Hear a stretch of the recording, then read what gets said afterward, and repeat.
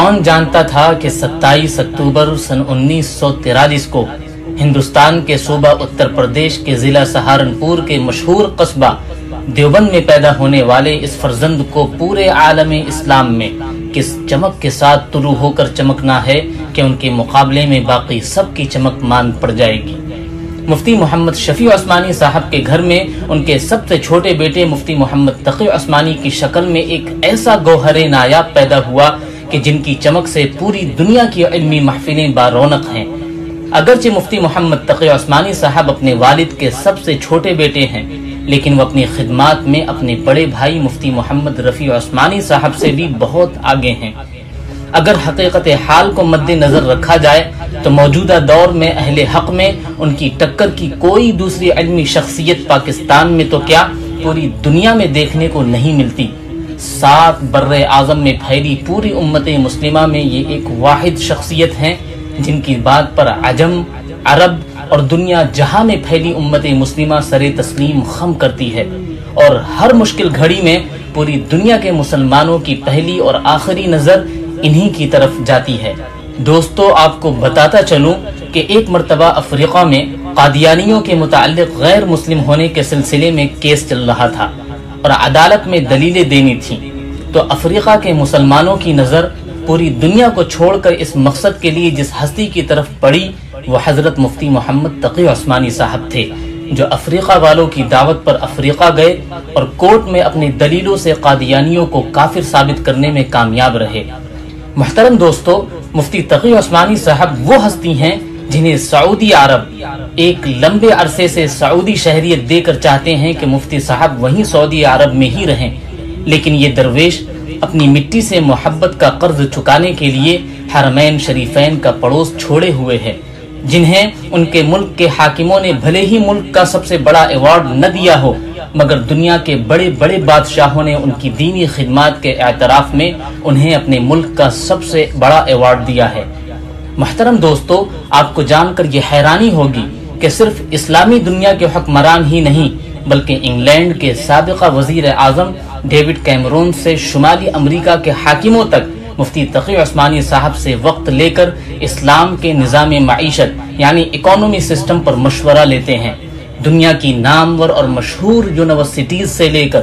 World economic forum جیسے عالمی forums پر economy کے موضوع پر تقریر کرنے کے لیے مفتی تقی عثمانی صاحب کو مہمان خصوصی کے طور پر بلایا جاتا ہے۔ 150 سے زائد عربی، اردو، فارسی اور انگریزی زبانوں کا علمی خزانہ امت مسلمہ کے لیے لکھ کر ہدیہ کر چکے ہیں، اور یہ کوئی صرف 150 کتابیں ہی نہیں بلکہ ایک کتاب کی کئی جلدیں ہیں، اور ہر جلد میں ہزاروں صفحات ہیں۔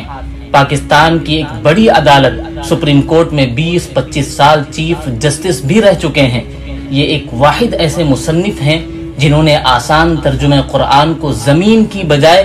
دنیا بھر میں سفر کے دوران جہاز پر لکھا اور یوں ایک نیا ریکارڈ بھی قائم کر دیا۔ محترم دوستو، مفتی تقی عثمانی صاحب وہ پہلے عالم دین ہیں جنہیں عربی زبان پر اپنی مادری زبان جتنی مہارت حاصل ہے اور انگریزی میں بھی بہترین مہارت حاصل ہے۔ اس طرح دونوں زبانوں پر مکمل عبور کی وجہ سے ان کا لکھا گیا انگریزی ترجمہ قرآن آج یورپ میں مسلمانوں کے گھر میں موجود ہے، جس سے وہ قرآن کریم کو آسانی سے اور صحیح طور پر سمجھ پا رہے ہیں۔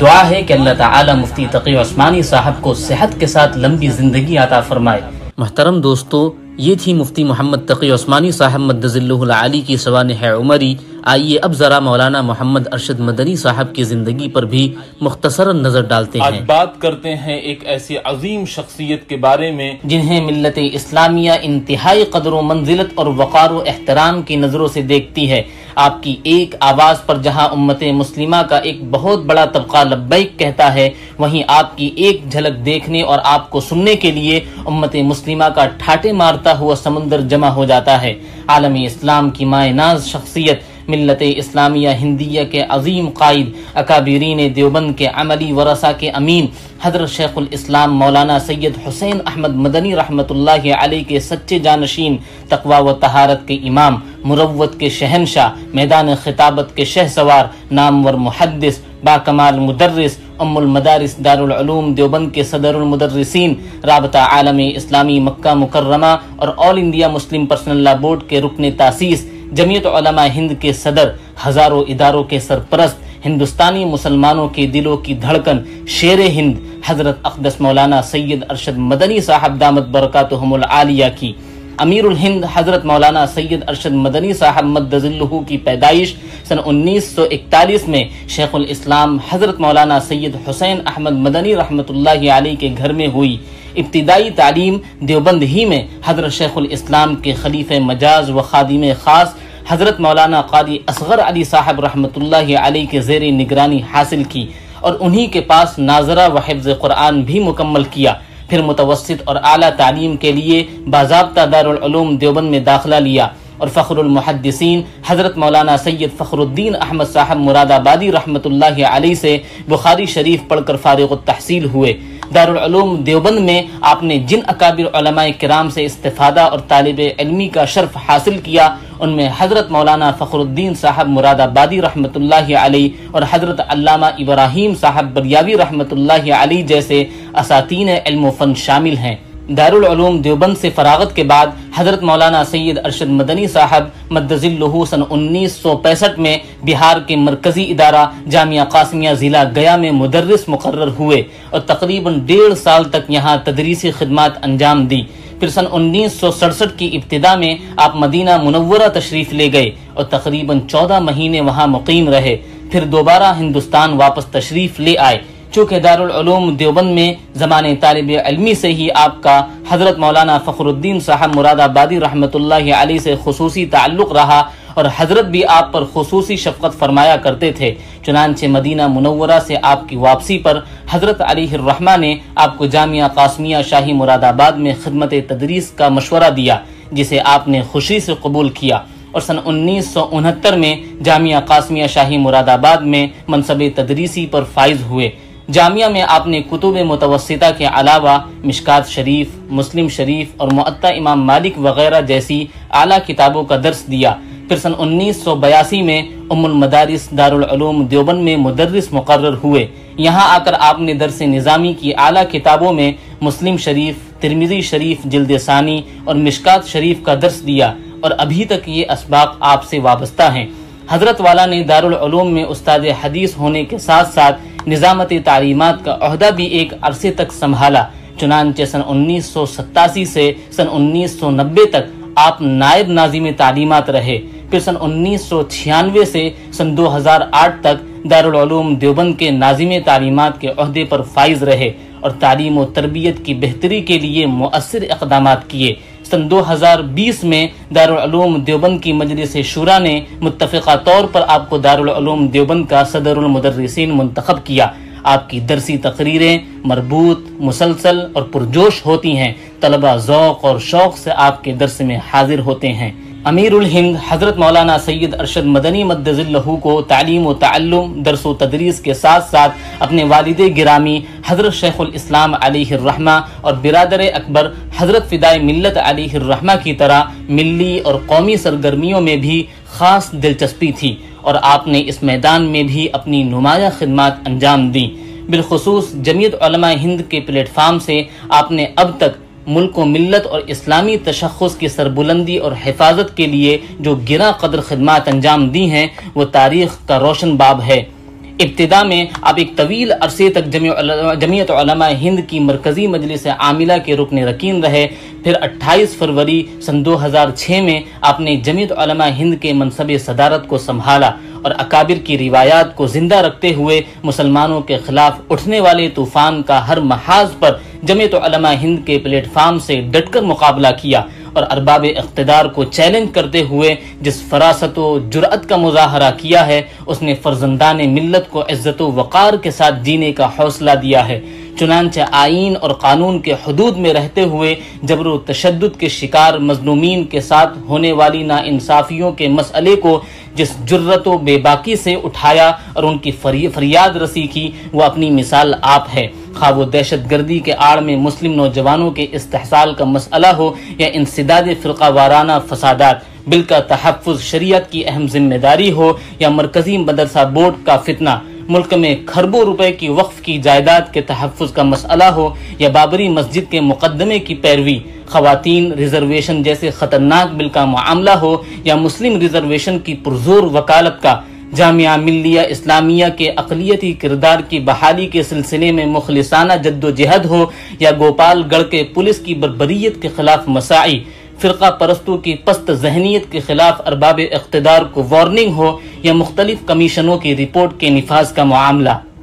جمہوریت کے تحفظ کا مسئلہ ہو یا فرقہ پرستی کے خلاف صدائے احتجاج، قومی حقوق انسانی کمیشن کی دوغلی پالیسی ہو یا حصول انصاف کا تقاضا، یکساں سول کوڈ کا فتنہ ہو یا مسلم پرسنل لا میں مداخلت کا مسئلہ، لازمی شادی رجسٹریشن کی تجویز کی مذمت ہو یا طلاق ثلاثہ بل کا قانون، تعداد ازواج کا مسئلہ ہو یا ہم جنس پرستی کا فتنہ، دینی تعلیم بورڈ کے ذریعے ملک بھر میں مکاتب کا قیام ہو یا ملک میں اصلاح معاشرہ کی تحریک، غریبوں اور مصیبت زدہ افراد کی بروقت دستگیری ہو یا طوفان اور سیلاب زدگان کے لیے ریلیف، فسادات پر ارباب حکومت کو وارننگ دینا ہو یا فسادات سے متاثر لوگوں کی امداد، برما کے مہاجرین کا مسئلہ ہو یا آسام کے باشندوں کی شہریت کا مسئلہ، NRC اور NPR کا مسئلہ ہو یا قومی یکجہتی کانفرنس، عید ملن کی تقاریب ہو یا عظمت صحابہ کانفرنس، جمعیت علماء ہند کا اجلاس عام ہو یا گودی میڈیا پر لگام لگانے کی کوشش،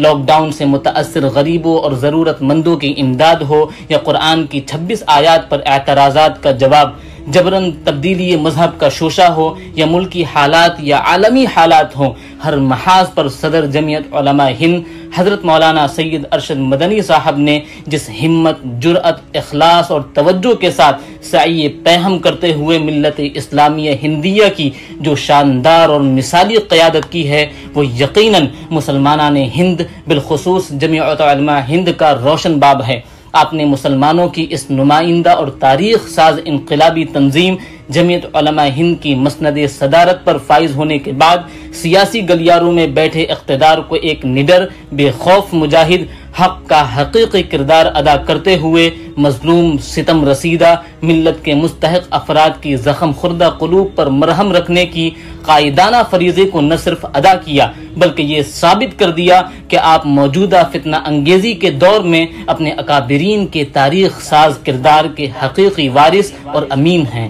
جانشین شیخ الاسلام حضرت مولانا سید ارشد مدنی صاحب دامت برکاتہم العالیہ دارالعلوم دیوبند اور جمعیت علماء ہند کے ساتھ ساتھ مختلف اداروں کے پلیٹ فارم سے بھی نمایاں خدمات انجام دے رہے ہیں، بالخصوص ملک کی متحدہ، متفقہ اور مشترکہ پلیٹ فارم آل انڈیا مسلم پرسنل لا بورڈ کے مجلس تاسیسی کے آپ رکن ہیں۔ اسی طرح عالم اسلام کی ہماگیر اور وسیع ترین تنظیم رابطہ عالم اسلامی مکہ مکرمہ کے بھی مجلس تاسیسی کے آپ رکن ہیں۔ اس کے علاوہ ملک اور بیرون ملک کے مختلف بڑے بڑے ادارے آپ کی سرپرستی اور نگرانی میں اپنی خدمات انجام دے رہی ہیں۔ اس کے علاوہ عالم اسلام کی مختلف نمائندہ تنظیموں کے آپ رکن رکین بھی ہیں۔ حضرت مولانا ارشد مدنی صاحب نے جمعیت علماء ہند کے پلیٹ فارم سے ہندوستانی مسلمانوں کی جو شاندار قیادت کی ہے وہ تاریخ میں سنہرے الفاظ میں لکھے جانے کے قابل ہیں۔ عالم اسلام بالخصوص ملت اسلامیہ ہندیہ کے لیے